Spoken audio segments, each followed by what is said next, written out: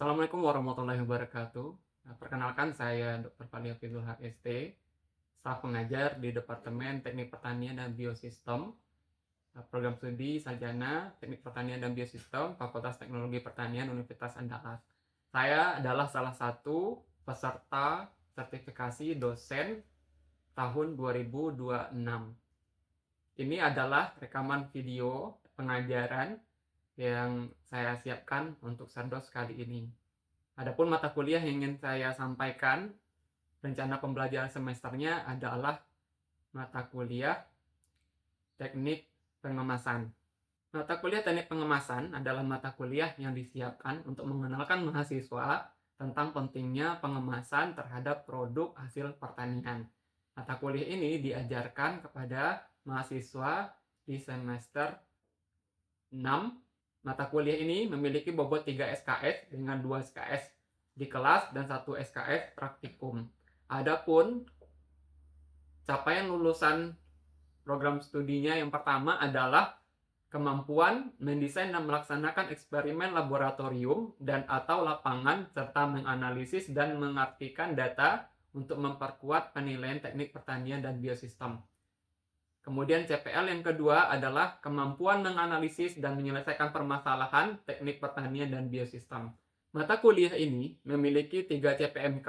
Yang pertama yaitu mahasiswa mampu mengidentifikasi permasalahan pengemasan produk pertanian.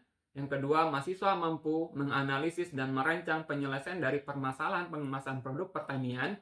Dan yang terakhir adalah mahasiswa mampu melaksanakan praktik laboratorium untuk memperkuat pemahaman konsep pengemasan. Pada mata kuliah ini, mahasiswa akan diajarkan dengan menggunakan metode CBM atau Case Based Method, di mana mahasiswa akan menyelesaikan kasus-kasus berupa permasalahan pengemasan pada produk pertanian di Indonesia. Adapun beberapa materi yang kemudian diajarkan adalah yang pertama mengenai pengantar pengemasan produk pertanian di Indonesia. Kemudian yang kedua adalah penyebab penurunan mutu produk setelah panen. Ada juga fungsi kemasan, tujuan kemasan, jenis kemasan, serta desain kemasan. Selain itu, mahasiswa juga akan diajak untuk berdiskusi, mempelajari tentang analisis mutu dan pendugaan umur simpan produk hasil pertanian. Kemudian, selain itu juga akan diberikan pemahaman mengenai kemasan hijau atau green packaging, meliputi juga active packaging atau kemasan aktif, intelligent packaging atau kemasan cerdas, serta beberapa lainnya adalah keamanan produk pangan, produk pertanian, serta kemasan terhadap keamanan produk pertanian. Materi-materi tadi akan disampaikan dengan metode asinkronus dan metode sinkronus. Metode sinkronus, mahasiswa akan diajarkan dan diajak untuk diskusi langsung di dalam kelas, sedangkan nanti untuk asinkronus mahasiswa akan mendapat tugas mandiri dan tugas individual untuk mempertajam pemahaman mereka tentang teknik pengemasan di luar kelas. Adapun asesmen atau penilaian mahasiswa pada mata kuliah teknik pengemasan ini terdiri dari beberapa komponen, yaitu kuis, tugas mandiri, tugas terstruktur, ujian berupa UTS dan UAS. Masing-masingnya memiliki persentase penilaian tersendiri yang bisa kita lihat pada tabel rencana asesmen ini. Jadi total penilaian adalah 100%, dan kemudian setelah itu akan diformulasikan nilai akhir yang kemudian menjadi nilai yang didapatkan oleh mahasiswa di akhir semester.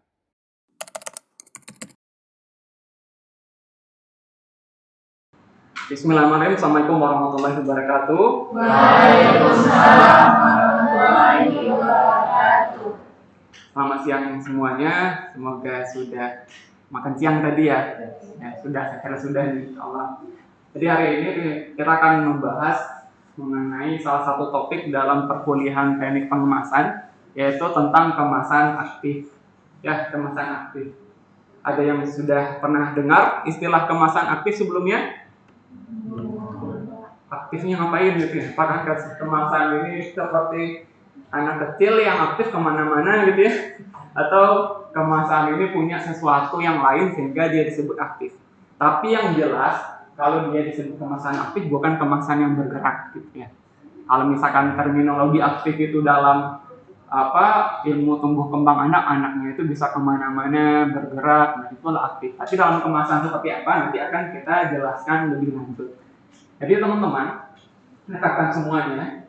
Jadi dahulu itu sebenarnya sebelum istilah kemasan aktif ini ada, kemasan itu tidak pernah disebut kemasan pasif.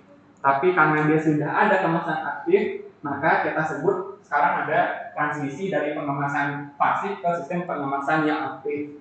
Yang mana kemasan aktif ini dia bisa juga bersifat cerdas. Cerdas itu apakah dia bisa memilih antara benar dan buruk? Ya tentu tidak. Tapi ada cara lainnya kenapa dia disebut dengan cerdas. Tapi intinya adalah bagaimana kemasan tadi dia menjamin keamanan pangan, memperpanjang umur simpan, dan mendukung keberlanjutan industri.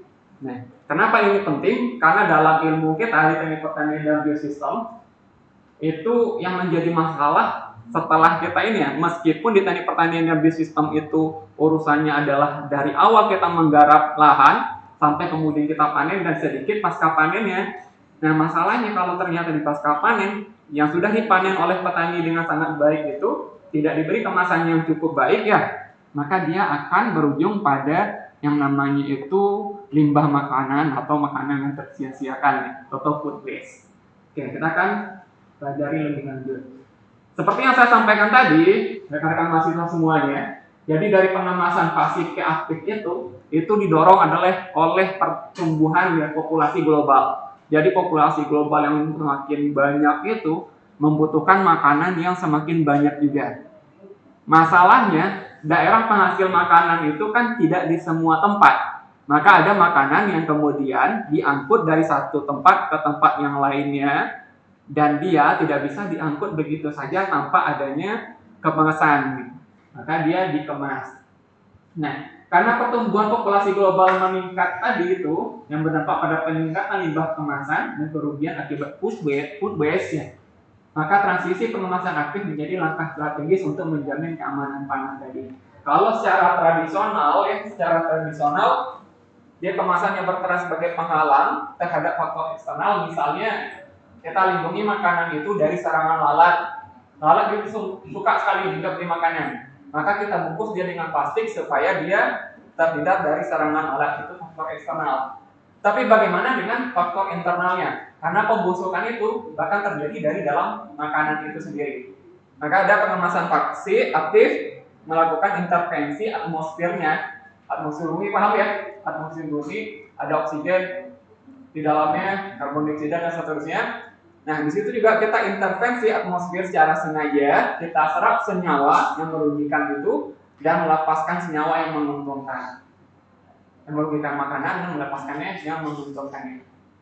Nah, ini penting nih, meskipun hari ini teman-teman masih sedang kuliah, tapi nanti kalau misalkan sudah tamat dari jurusan ini, kalian juga akan berhubungan dengan ini di dunia nyata. Bagaimana pada akhirnya kalau ternyata ada yang berbisnis ya di bidang pertanian, supaya yang kita hasilkan itu bisa sampai ke ujung Indonesia, katakanlah Merauke gitu, katakanlah di tempat-tempat di Flores dan semacamnya, padahal itu sumbernya dari Sumatera Barat.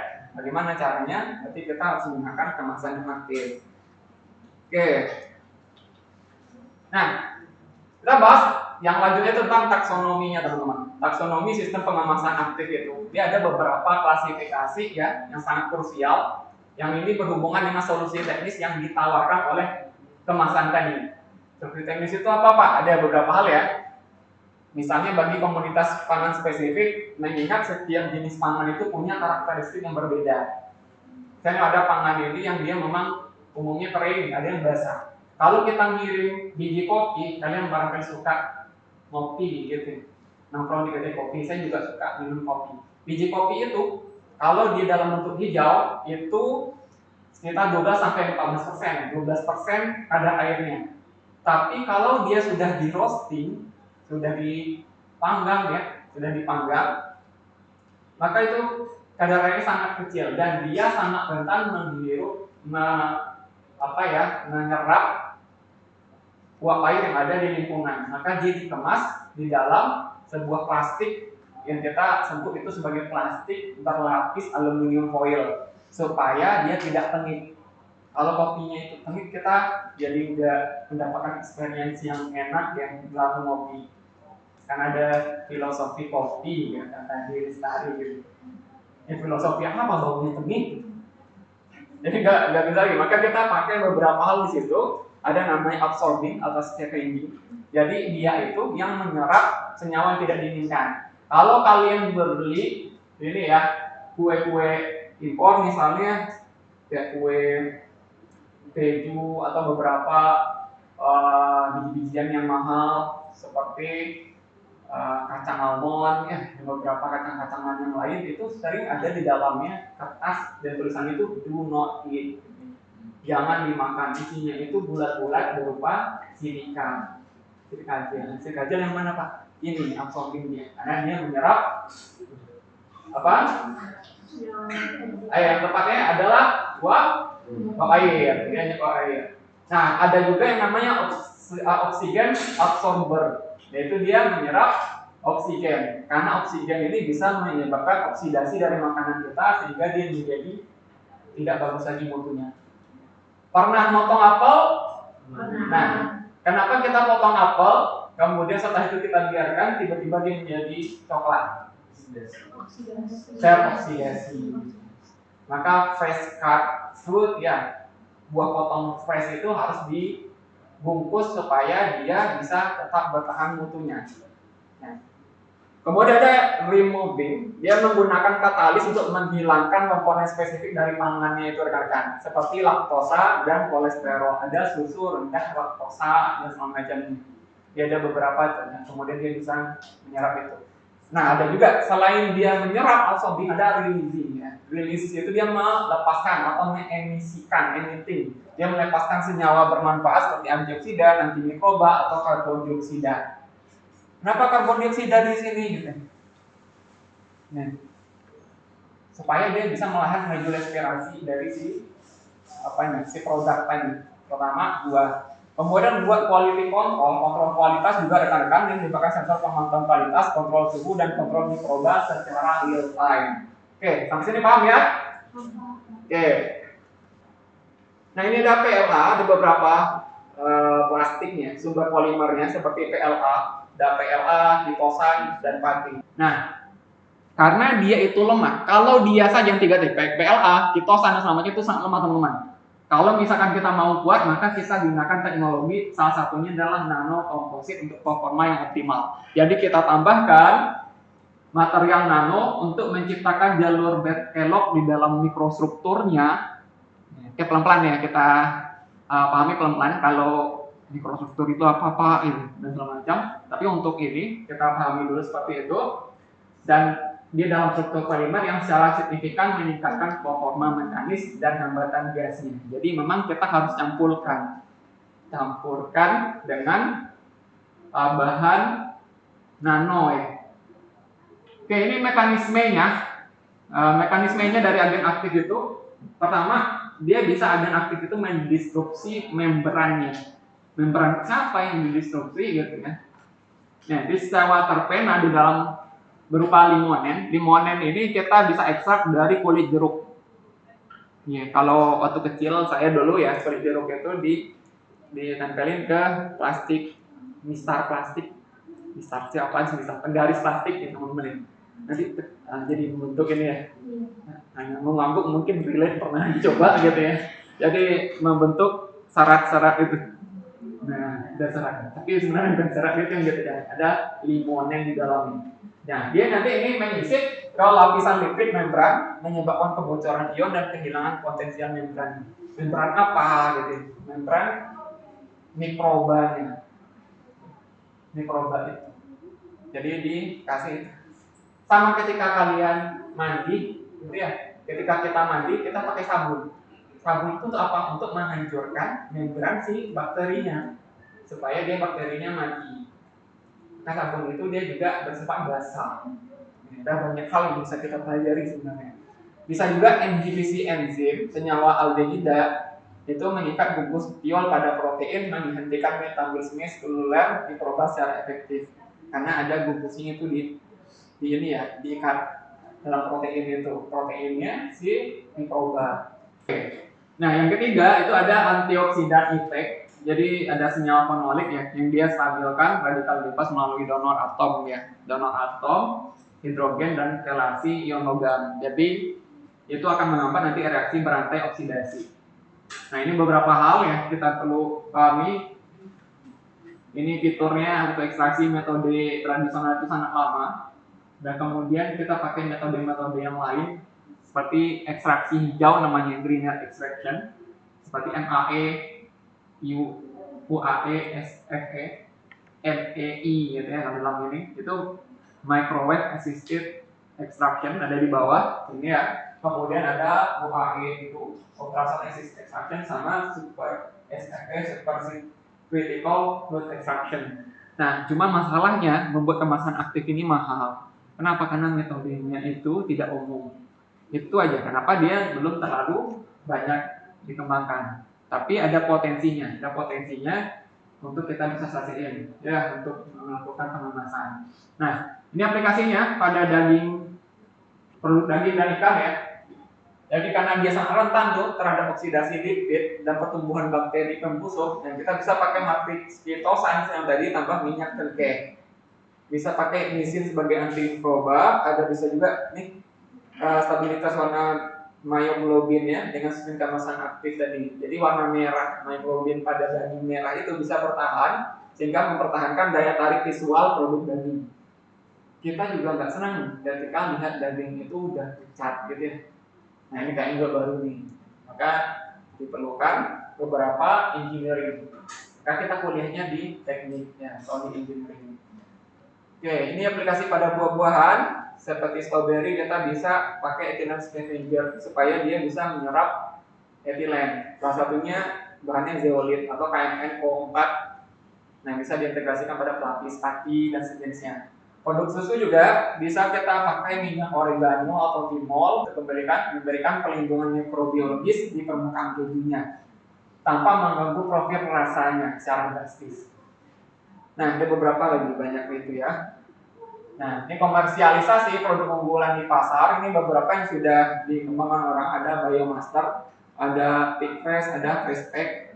Freshpack ini ketika ada saset pengatur atmosfer untuk kontrol O2 dan CO2 secara presisi dalam kemasan produk pangan. Jadi kalau misalkan kalian nanti tamat bisa kembangkan ini, kalian bisa jual, bisa patentkan, bisa jual produknya.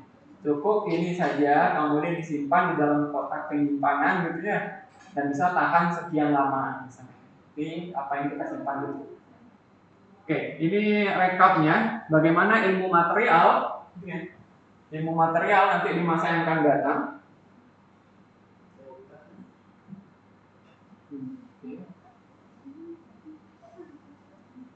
Nah, ilmu material ini beririsan dengan bioteknologi dan prinsip keberlanjutan. Tadi sudah saya jelaskan tentang nanokomposit ya, di situ digabungkan. Kemudian ada bioteknologi, ada agen aktifnya. Misalnya tadi dari essential oil ya, essential oil. Kemudian ada prinsip enkapsulasi. Karena essential oil pernah lihat minyak dicampur dengan air ya? Tercampur tidak? Tidak. Nah, karena dia beda kualitasnya, kemudian masa jenisnya dan semacamnya, sehingga nanti kita perlu ini campurkan dia dengan metode khusus. Dan misalnya minyak yang tadi IO ini karena dia volatil, ya teman-teman ya, volatil itu mudah menguap, maka dia harus dienkapsulasi gitu ya, enkapsulasi ada banyak partikel itu dienkapsulasi supaya dia tidak menguap ketika berkenaan dengan panas dan semacamnya.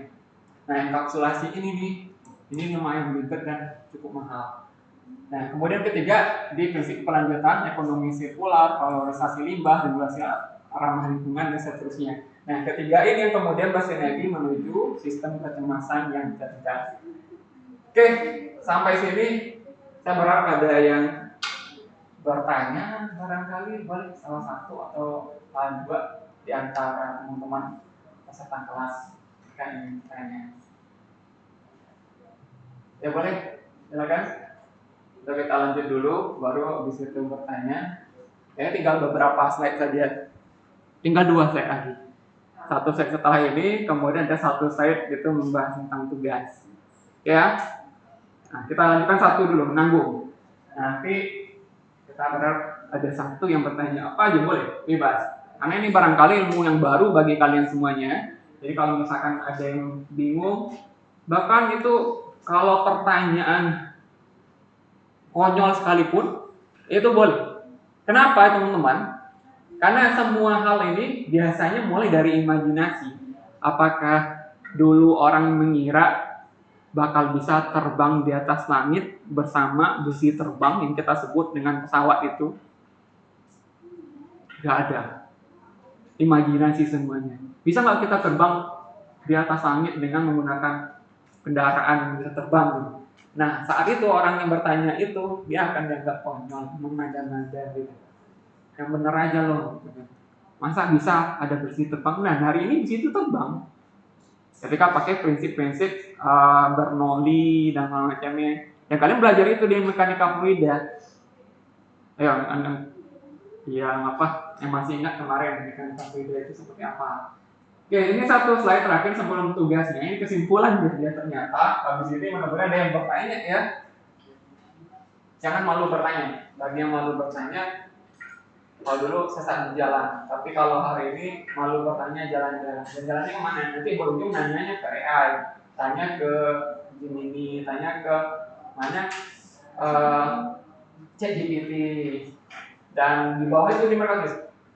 ChatGPT bisa jadi salah katanya. Gemini bisa jadi salah. Ke hari ini kalau ada kesempatan untuk bertanya dengan dosen, maka tanyakan. Yang pertama, kesimpulan dan poin utamanya teman-teman semuanya itu transisi strategis pengemasan aktif bukan sekadar wadah ya, bukan sekadar wadah, melainkan sistem intervensi cerdas yang menjamin keamanan dan kualitas pangan. Kemudian agen alami sebagai masa depan, kemudian tantangan yang harus diatasi, masalah biaya produksi yang mahal tadi, kemudian visi sistem kecemasan cerdas itu, integrasi ilmu material, bioteknologi, keberlanjutan, dan kemudian akan mendorong inovasi pengemasan pangan di generasi berikutnya. Itu saja materi kita hari ini. Sebelum kita berikan tugas, ada yang bertanya kira-kira kurang jelas, boleh tanyakan. Ya silakan. Kan tadi itu pada produksi pengemasan ikan dan daging itu ada yang myoglobin itu kan Pak, yang membuat ikan atau daging itu jadi segar. Itu ada apa namanya? Efek sampingnya untuk tubuh nggak Pak? Myoglobinnya? Ya. Kalau myoglobin itu kan sebenarnya adalah senyawa yang ada di dalam bahan pangan tadi. Daging segar itu kadar myoglobinnya itu masih tinggi. Kemudian ikan yang segar itu kan kita bisa lihat tuh, kalau misalkan kita pergi ke pasar, ikan baru keluar dari pasti Jaba, Gawang atau di mana tempat kita di sini ya, itu kan kita bisa lihat dari matanya, dari dagingnya yang masih merah, belum putih dan beberapa lainnya, karena masih ada senyawa itu. Nah masalahnya ketika dia dimasukkan juga dalam kontainer yang ada batu esnya, itu tidak menjamin myoglobinnya itu berkurang. Maka dibutuhkan kemasan aktif supaya zat merahnya tadi, kita sebut saja begitu, supaya gampang bisa tetap bertahan lama sehingga dia mempertahankan kesegaran dari si daging tadi. Jadi myoglobin itu sebenarnya adalah bawaan di dalam daging, bukan yang ini, bukan yang kita tambahkan dari kemasan kita. Jadi kita tidak menambahkan apa-apa, hanya menjaga apa yang sudah ada di dalam situ. Jadi intinya kemasan itu digunakan untuk mempertahankan mutu dari apa yang dikemas. Nah, kemasan aktif berarti dia punya zat aktif untuk mendukung fungsi kemasan, melindungi dari produk yang kita kemas itu. Nah, begitu. Ada tambahan? Cukup, baik, terima kasih. Ada lagi kira-kira yang bertanya? Boleh, silakan. Izin Pak, mungkin pertanyaan sekarang sama dengan si Pak. Ya. Kan ada beberapa yang Bapak sampaikan bahwa ada penambahan zat atau bahan dalam produk kita. Ya. Apakah penambahan dari bahan atau zat tadi itu akan mempengaruhi rasa? Ada sampai mempengaruhi rasa atau aroma dari produk yang kita kemas atau tidak, Pak? Atau malah emang cuma ada efek positif doang untuk si produk itu, Pak? Ya, baik. Terima kasih. Pertanyaan sangat bagus, Isra. Jadi ada masalah nanti ketika kita menggunakan zat aktif itu secara berlebih. Begini, misalnya kita buat kemasan untuk melindungi biji kopi yang sudah disangrai atau dipanggang atau roasted ya. Habis itu kita pakai minyak serai misalnya. Nah, ketika kadar minyak serai itu terlalu tinggi, maka ada migrasi, namanya kan risiko migrasi. Ada migrasi dari apanya itu zat volatil yang kemudian menciptakan aroma, sehingga itu akan mengabulkan aroma biji kopi. Sementara kita minum kopi itu kan karena kita senang dengan aroma kopinya. Saking senangnya orang dengan aroma kopi, teman-teman, orang bikin parfum aroma kopi. Nah, itu gantung-gantung di kamar, di mobil, di mana gitu ya. Saking senangnya orang dengan aroma kopi. Jadi memang ada risiko migrasi itu yang kemudian menghambat sebenarnya kemasan aktif ini untuk diproduksi secara massal. Jadi masih dikembangkan. Artinya kemasan aktif ini adalah bagian dari masa depan kemasan makanan di masa yang akan datang. Nah, sekarang kita punya kesempatan untuk terlibat dalam pengembangan ini, dan mana tahu ada di antara kita di sini, teman-teman semuanya, yang kemudian menjadi inovator ya untuk mengembangkan kemasan jenis ini di masa yang akan datang. Itu kira-kira jawabannya. Ada tanggapan? Cukup? Baik, terima kasih rekan-rekan. Terakhir kita ini tugas ya, yang kemudian nanti bisa dikerjakan di rumah. Studi kasus pengemasan produk pertanian. Kita coba aplikasikan konsep-konsep kemasan aktif yang sudah kita pelajari tadi, kemudian mengerjakan studi kasus yang sederhana. Tugas ini bertujuan untuk melatih analisis kritis kita, karena critical thinking itu adalah sesuatu yang sangat berguna nanti ketika kalian sudah tamat dari kampus. Ingat betul itu. Ketika ada orang yang mampu berpikir kritis, orang itu yang kemudian akan memajukan organisasi. Pertama, identifikasi produk dan tantangan. Bisa pilih salah satunya sayur, buah, rempah, dan semacamnya. Identifikasi tantangannya, kemudian analisis agen aktif potensial untuk itu, seperti misalnya mikroba, antioksida yang relevan. Kemudian perumusan solusi pengemasan aktifnya seperti apa, dijelaskan di situ.